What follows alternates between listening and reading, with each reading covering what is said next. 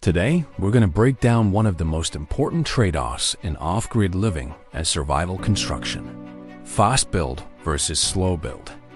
What actually changes when you prioritize speed over patience, and why the difference is not just about how quickly something gets finished. It's about durability, efficiency, and long-term stability.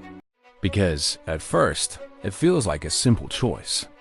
Either you build quickly and get shelter running immediately, or you take your time and build something stronger. But once you actually depend on what you've built, the consequences of that decision become very clear. Let's start with fast build. Fast build is about urgency. You're focused on getting something functional as quickly as possible.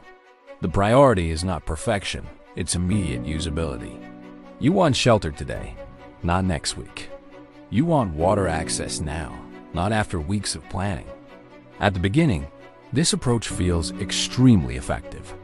You see results immediately. Structures go up quickly.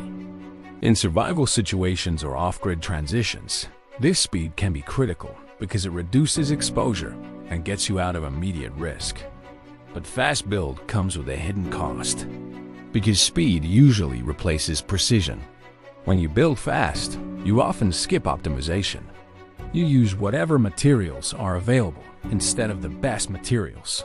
You prioritize function over durability.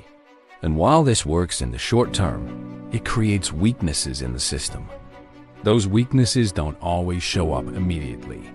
A fast-built shelter might hold up in calm weather, but struggle in storms. And that's the key issue. Fast-build systems often require ongoing maintenance. Instead of solving a problem once, you end up revisiting it repeatedly. Temporary solutions become permanent by accident. You can spend more energy maintaining fast builds than you would have spent building it properly. Now let's shift to slow build. Slow build is the opposite mindset.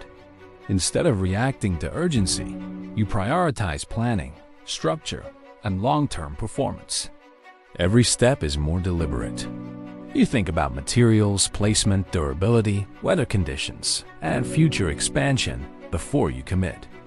At the beginning, slow build feels inefficient. Progress seems delayed.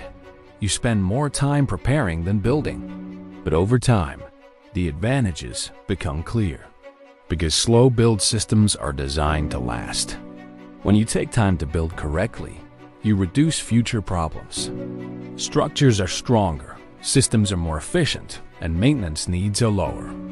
Instead of constantly repairing or adjusting, you maintain and improve. But slow build also has its own risks.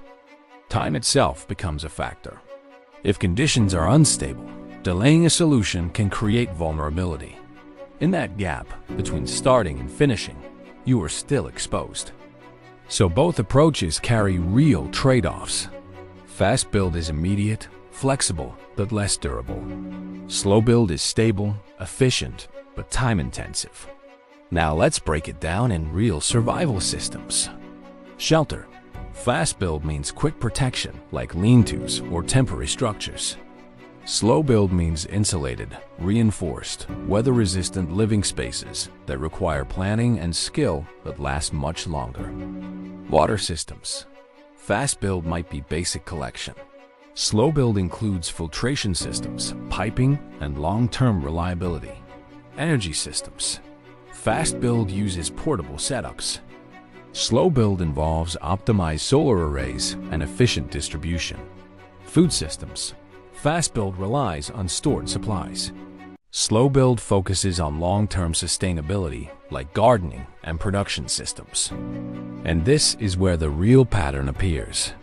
Fast build prioritizes survival today. Slow build prioritizes survival tomorrow. But real off-grid living is not just about one moment in time. It's about continuous living in changing conditions. Fast build keeps you alive quickly. Slow build keeps you stable long-term. And neither one is enough on its own. The strongest approach is combining both. You build fast first to establish safety and basic function. Then you rebuild, refine, and upgrade slowly over time into something more permanent and efficient. That's how real resilience is created. Not by choosing speed or patience, but by using both at the right stages. Because survival and off-grid living are not one-time projects. They are ongoing systems that evolve.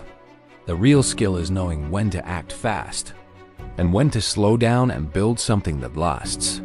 If you want more deep, realistic breakdowns like this, make sure to subscribe to Off-Grid Life Tech for more videos.